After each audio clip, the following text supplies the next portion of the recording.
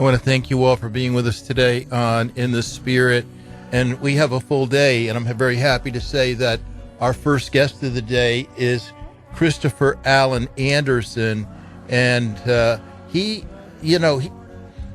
received the basis of his education from the University of Science and Philosophy, Swanoa, Waynesboro, Virginia, and resides in the transcendental romantic tradition, that vein of spiritual creativity of the philosopher and poet.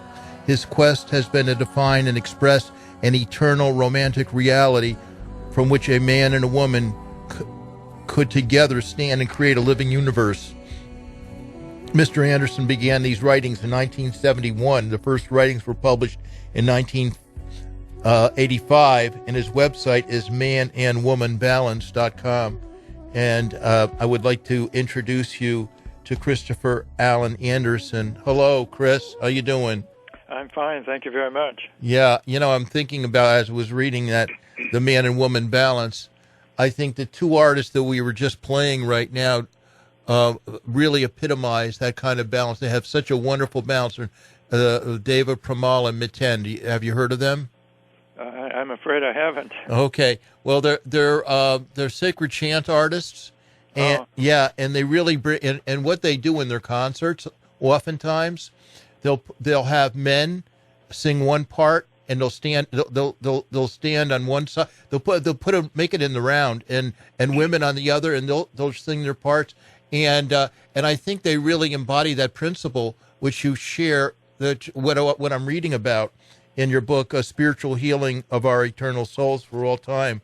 And I never really quite looked at, I've done a lot of work with spirituality on myself. This gives me a little bit of another angle on spirituality that I find very happy to know about. And, thank you. Yeah, and it feels right. Basically, I'm going to break this down just a little bit, and you can continue and enlarge on it if you would. That there is oftentimes I've thought the non-dual reality was the only reality, actually. Right. And so I was caught up in, if you just get into oneness, you'll be fine, Right. And actually, I forgot about or didn't know about or wasn't become aware of until reading your book that the reality is that unity creates multiplicity, and multiplicity, or that dual reality. When I say I don't want to make this clear, the male and female principles of creation exist throughout creation. It is creation, right? That's correct, and it's the two parts of division and unity, or division you can call duality or differentiation or multiplicity, and then there's the unity, the oneness. And what I think a lot of people make the mistake is that they say the oneness is the only reality, and it has no room for duality but you kind of break it down a little bit differently. You talk about masculinity. What is it? Is that the word? Masculinity and feminism. They're two principles. Could you tell us? And I think it's best to understand the creative process through these principles. Could you tell us what with your work, what those two terms mean? Well, the masculine, I just use the term male and female. Okay.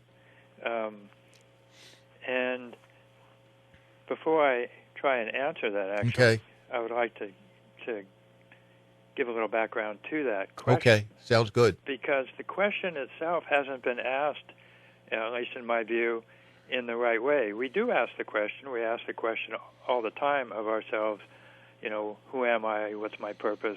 What's life about? And those are fundamental questions. But we don't really ask ourselves like male, like I'm a male. What is a male? What is the purpose of male in the universe? Is that part of the fundamental order? And we don't really ask them so much in that way, and that's the way I'm trying to ask them. And so when I was looking at the issue of division and unity, that was the big struggle I had, because I came up against the same wall. I was brought up in Christianity, and that starts with just the God, which is kind of the one, or the fundamental one creative creative force. And I was struggling with that issue of that you articulated, is the one, the unity, the ultimate, the cause, the foundation of everything. And then I realized that the unity did break into the multiplicity or the separation, the division. And so I asked my question, well, if the unity does that, if division comes out of the unity, isn't the division just as important as the unification? And we know pretty much that the division goes back into the unity. I mean, that was one of the verses growing up I heard in the Bible, and that is, and he said, for this cause shall a man leave father and mother and cleave to his wife. The twain shall become one. The two shall become one. And the twain shall be of one flesh. What God has joined together, let not man put asunder. So we kind of had that whole issue of the unity is the prior, the greater part. And I had come to the conclusion that just can't be so. They must be equal, of equal necessity to each other. And that's how I got into the man and woman thing, or male and female thing, that they must be of equal necessity to each other, and yet they're different. They're what we might call polar opposites. They are complementary to each other. So, do you want to say anything, or shall I go on? Go ahead. I'd like to hear you more. Okay, so when we come to the issue of the essential difference between the man and the woman, it's probably not too different than what we see in everyday life. I mean, the man's whole task is trying to take care of the woman. He secures the woman. He gives him, he works. He works to become something, so he has something to give to the woman. And in the sexual act itself, he gives his life, his seed into her, and she receives that. She's the receptive side. She takes that into herself and unites with it. She's the unity force. She becomes one with that. And then from that comes a new division of life. And there's of all people, I don't know of all people, but I have a little quote here, if I can go through my papers. Yeah. This is from Walt Whitman, the great poet Walt Whitman, and he's people who read Whitman, you kind of think he's on the side of unity in his metaphysics, his poetry, and so forth. But he had a thing in his Leaves of Grass that says, this is a nucleus. After the child is born of woman, the man is born of woman. This is the bath of birth. This is the merge of small and large and the outlet again. And then in another part in his poetry, it has urge, urge, urge, always the procreant urge of the world. So we see this in Walt Whitman too. Oh, out of the dimness, opposite equals advance. So he was saying it in a way, and I'm not sure how much he knew he was saying it myself, but there it was. There it was, and it was kind of like seeing the whole universe in a procreant light between the man giving himself over to the woman, and then the woman procreating the next division from that unity. And so we see in the man that his urge or his need, his separation, his individuality comes first. And that's how he creates something to give to woman. And the woman is there to receive that, to become the unity of that, and then creates the next form of life. And you have a lineage of life from that. And so that is kind of my short answer to it, I guess. Right. Well, thank you. And there's much to say. You mentioned about you quote a lot of people like Henry David Thoreau, and you say in the section, "The Light of the Soul." Let's begin with the earlier quote from Thoreau. With all your science, can you tell me how it is that light comes into the soul? You talk about the soul is the light, and our souls are composed of the source light. Each soul is an individuation of the source light. We don't connect with the source light. We are the source light. Now, in our failure to understand this, we let our thoughts go negative. We see ourselves disconnected from God, if you will. We don't know our place or purpose in the universe, and so on. This will be the subject matter in another part of the book. Could you want to expand on any of that? Well, we've had a division in that. Let me give you an example of the division that I was brought up in Christianity. And this is not to be negative about Christianity. I think there's some wonderful things there. But the division was that here we had a God that brought his son into the world, or created his son, and it was through a virgin birth. And that was considered to be the primary. But the secondary, just like I read that verse in the Bible about God joining together and so forth. Yes. That was considered to be the secondary. And so all of life, our living of life here on planet Earth, are fundamental relationships of, like, I'm thinking of my father and mother and the family life I had. And all of that is considered secondary. And so we're to believe that there is this, you might say, non-procreative or non-sexual something above the father and mother and children and all that. And I struggled with that for a long time. And it was only this that put that together that actually, you might say, united the spiritual and the procreative for me into the realization that this process itself is what is first here. It's the beginning point. It's actually not a beginning point because there's no beginning or ending to it. It's like breathing. It's division and unity and division and unity and goes on forever. I mean, that's the beginning point. But on my website it says it was something that says, on a personal note, when I was asked to describe the writings and what I felt their message was, I responded, spiritual procreation. Mankind has yet to distinguish the two sexes on the spiritual level. And you can see that, like in Christianity, they didn't quite get to that point. They had right. They just had an only begotten son. But when you think about it, there has to be an only begotten daughter. Yeah. I mean, it's just, it's self-evident. And so that's how that comes together. This gap between the spiritual and the procreative. That's kind of how it comes together. But the light in the light in our souls. I mean, we are part of this process. Every male and female is in this process of uniting and dividing together. And so I also came up with this. I don't know if it was in this book or another book, but it says, if there is a God the Father, there must also be a God the Mother, not a God the Mother as a secondary existence to God the Father, but as an equal and opposite primary existence to God the Father. And so we don't have that in our religious metaphysics. We don't have the only begotten daughter. We just have the only begotten son. We don't have a God the Mother. We just have a God the Father.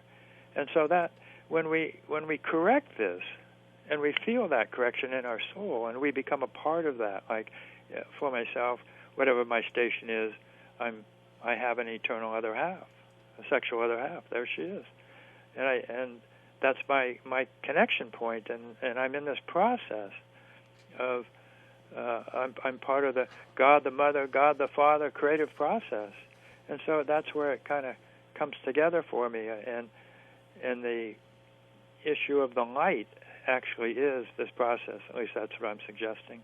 So thank you. Our guest is Christopher Allen Anderson, and in the book I'm reading, or I'm referring to in this conversation, is Spiritual Healing of Our Eternal Souls for All Time. Christopher is a prolific writer, and you can go to his website, manandwomanbalance.com, and you'll find references to more of his writing. I find it very, very interesting. How do you apply this to your life? This understanding, this new understanding. What will make a difference with people that have this new understanding versus those who don't? Well, I would hope it would help heal our fissure between men and women and their relationships. I mean, I guess one could make a pretty good argument now that things are kind of apart, the divorce rate and whatnot. And, yeah. And we hear, on the music, everybody's wanting love. Everybody wants love. Everyone wants to find that person. And, right. And we want to give and receive love. And so I talk about that in my writings of how, fundamentally, we must start from this balance. We must start from this recognition of the necessity of the other in our lives. It's not just about us. No. We don't really have. I hear people talk about the most important thing we need to do is love ourselves. And I would say, well, there really is no self, but there is a self and other. And if we would focus a little more on loving the other, seeing the other, listening to the other, appreciating the other, spiritual perfection itself is to see the other as perfect. And rather than, the whole shift in consciousness about realizing that your love or my love or anybody's love is actually primary love. It is the substance, the spirit, the spiritual food. Each one of us have this primary love to give to another, and we have the ability equally to receive the primary love of another. That's so fundamental. And in doing so, we have this balance and this spiritual perfection together. This may sound a little esoteric, but the more you feel this, the more you can see another as spiritually perfect, who has primary love in all the universe. It's just an awesome thing, I think. This is what way I was connecting with this, Christopher. That I, in relationship, how I see myself.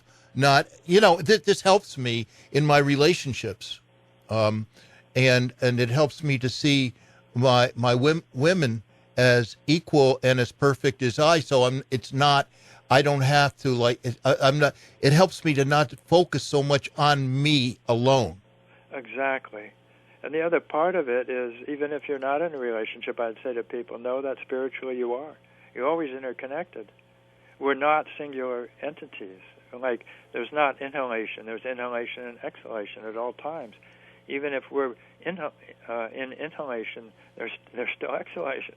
So there's whatever situation we're in, and I hold that there because I've been through my trials, and I hold that to that. I have perfect love to give, direct love to give. It's good, and I have love to receive, direct love to receive from the other. Our love together is perfect, in perfect balance. I'm whole. I'm complete. Talk about spiritual healing.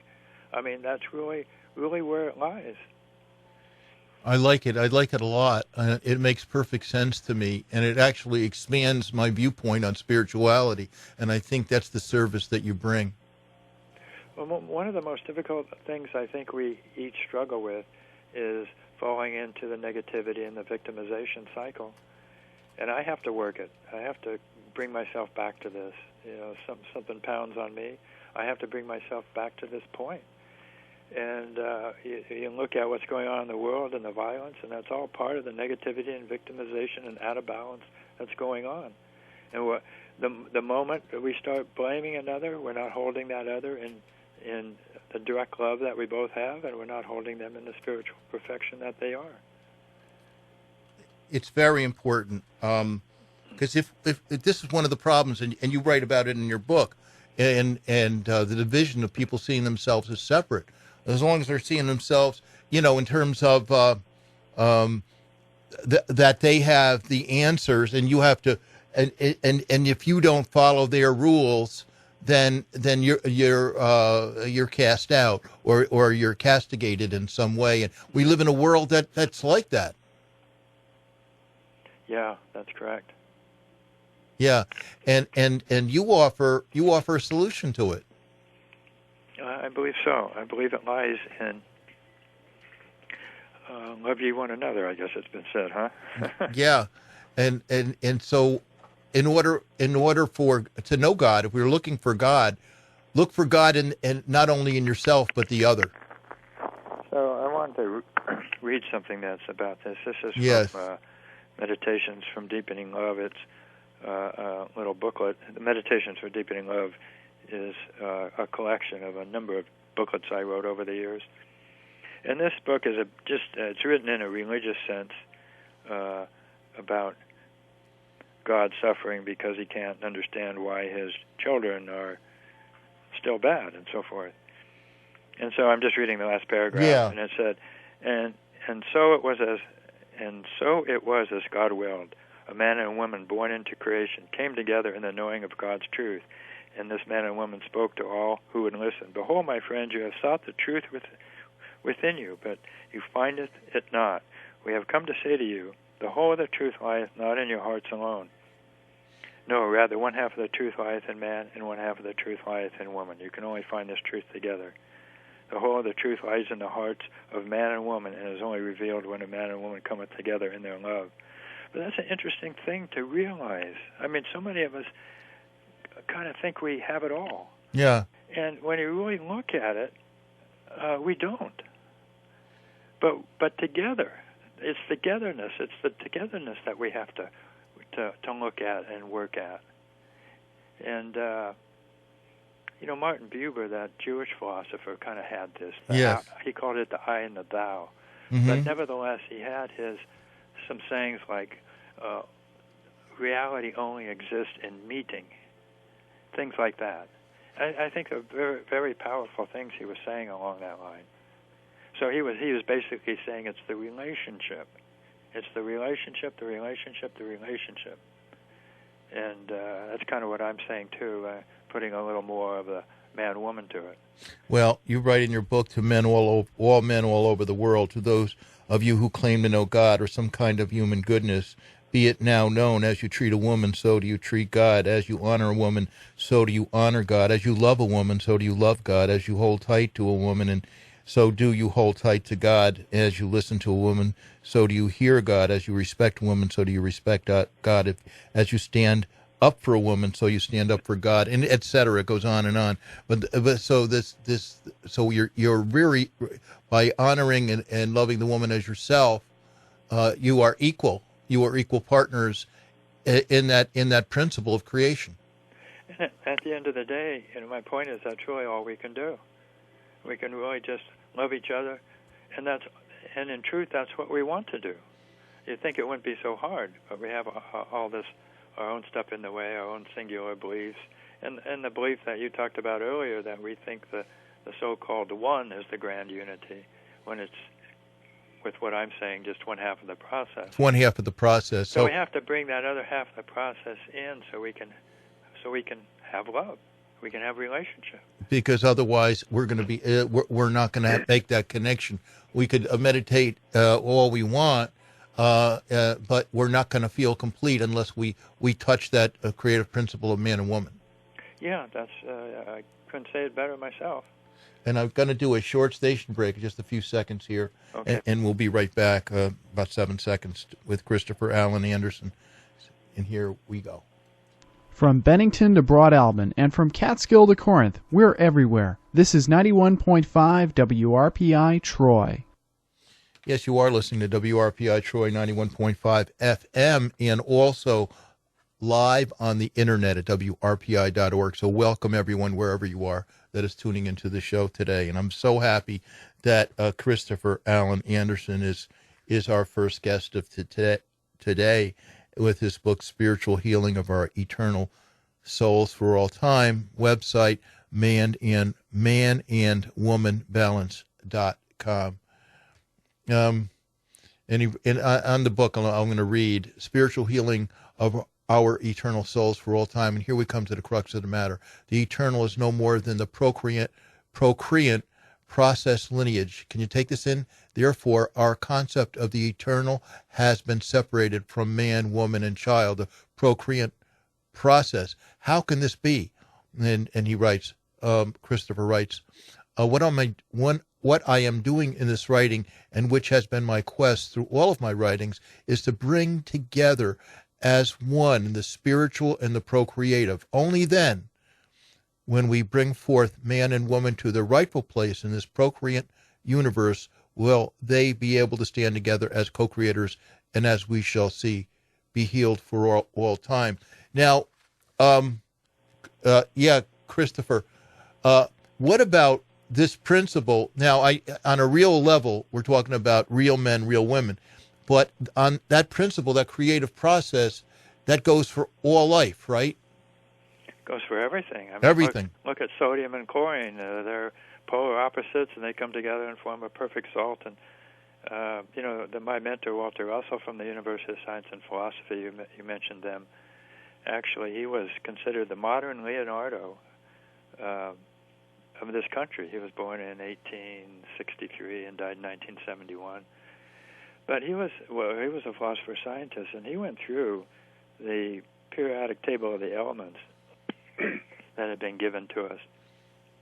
And he went through and created it, showed it that each element had its polar opposite, all the way through. He called it from alpha to omega, and he had, each element with its polar opposite and so forth, and showed how all the elements work together, and not only individually with their mates, as it were, but in a whole unison. The whole universe works together in a whole unison, dividing and uniting. Very interesting stuff. He hasn't really gotten much credit for all that. But I would say that this process is the universal process. I would say it is. You give plenty of, in your book, which I highly recommend, Spiritual Healing of Our Eternal Souls for All Time.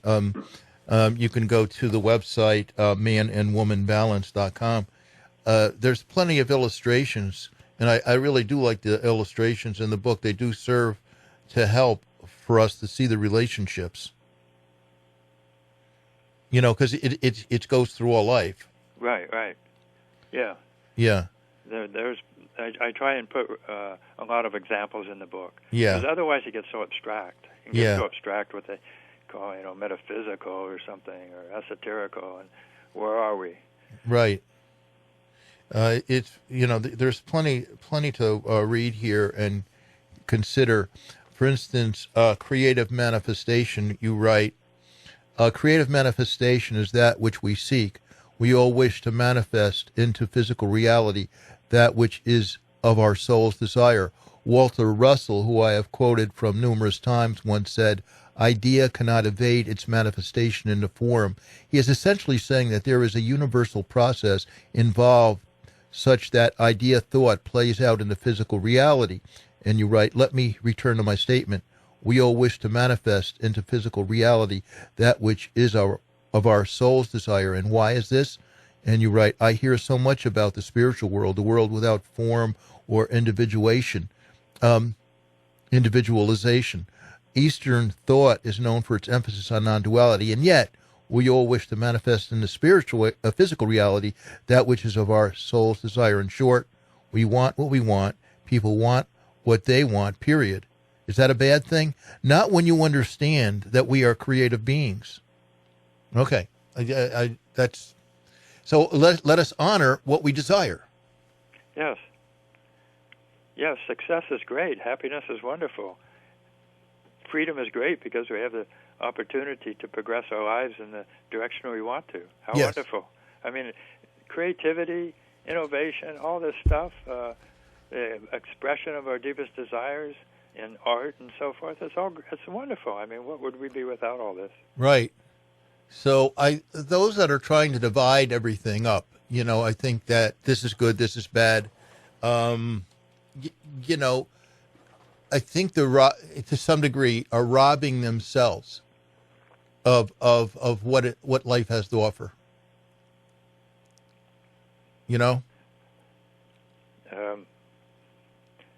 I don't have a response to that right now. Oh, okay, I don't have a response to that.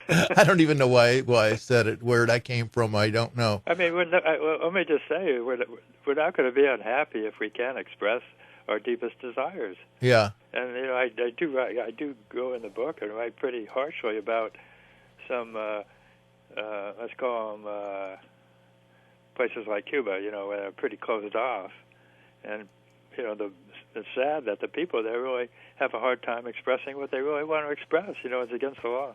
Well, this could be in many parts of the world. Yeah, it is. In fact, it is, and that's sad. In many parts of the world, we have women repressed. And how could we repress a woman when she's one half of the God process, for Pete's sake? Well, it's a terrible atrocity. Yeah, I mean, how can that be? But you can see the damage that does, and that's been going on for way too long. Yeah, I want to read something more from your book a little bit here. Spirit of Truth or of God. We, man and woman, ask for answered prayer. We ask in the name of the Father and the Mother, of which there can be no separation. We ask that our love giveth birth, life, death, rebirth to all things. We ask that what is given to us we may give in return. We ask that the Spirit of truth be the Spirit of love. We ask that God be life and that life never be separate from our interconnection together. We pray for the birth of our children and the rebirth of our parents, that we may hold each in the same graces. And we pray that this procreant spirit within us guide us and never allow us to seek the higher authority over which other or anyone else. We ask that those most hurt amongst us never again be separated from our love, or we separated from their love. Thank you, Father and Mother, for hearing our prayer as your own and answering in your perfect timing as your own, as our own. Yeah. Yeah. I actually came out of my life with my own parents. Yeah. I mean, I wrote that with them in my heart at the time, because I was very close to my parents. I was a caregiver for them for many years. Yeah. And I got to the point where I just, with all the problems and stuff, I just could only see them as spiritually perfect. Yeah. I mean, we say, this, that, all the stuff about our parents, the hard times, this, that. I could only just see them as spiritually perfect. I knew they loved me just completely and totally, regardless if they claimed to maybe put Jesus first or whatever. I just felt their love, and it was a wonderful experience. And just tell a quick story here, if I may. Sure. My mother died about a year and a half ago or so, and I remember just a few days before she died, she was still conscious, and I was sitting with her, and I said, I didn't plan to say this, it just came out. I just said, Mom, I'd like to tell you something. And she said, what's that? And I said, you know something, Mom? You're always going to be my mom. And she had such a big smile on her face, like it was a visceral reaction that it was just so wonderful. I guess it was the best thing I could say to her. Yes. And then and she took that into her passing, and I reflected on that later and talked to my brother about it, and he was telling me about how these passages are so important that we get them right. We have the passage into life, and then we have the passage out of life, and it just made me smile inside the way she smiled, because it was true. It was true. She's always going to be my mom, and I just feel that so deeply in my heart, and with my dad too. I just feel him all the time, and so anyway, that was written, and I was kind of connecting them. You would think, oh, your parents aren't the divine father and mother. Well, they are. That's the point. Your wife is your eternal wife. I mean, that's the point, to elevate it. Oh, yeah, but we're having problems. Forget the problems.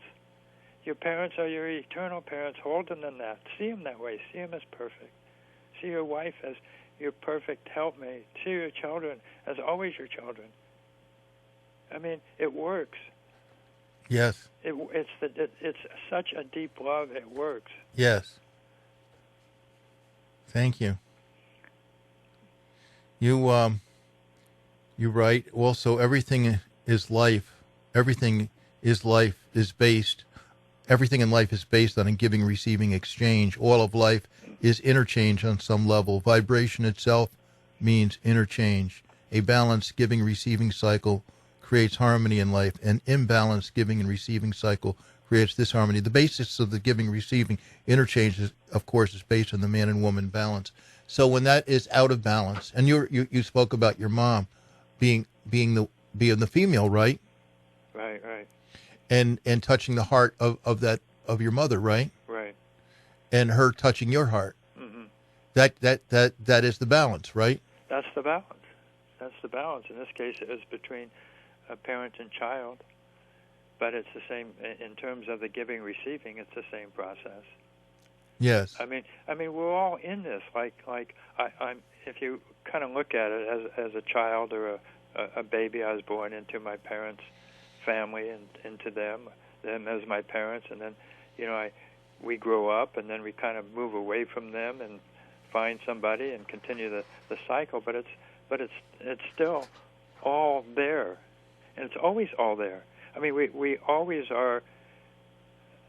Even as an older man now, I'm still a child, and I still have romance in my heart at all times. You know what I'm saying? Yeah, I understand. I mean, we're like 3 in 1. Each of us are, from the male side, each of us are a father, a husband, and a son, and each woman is a mother and a wife and a daughter, and we're kind of like 3 in 1. I mean, even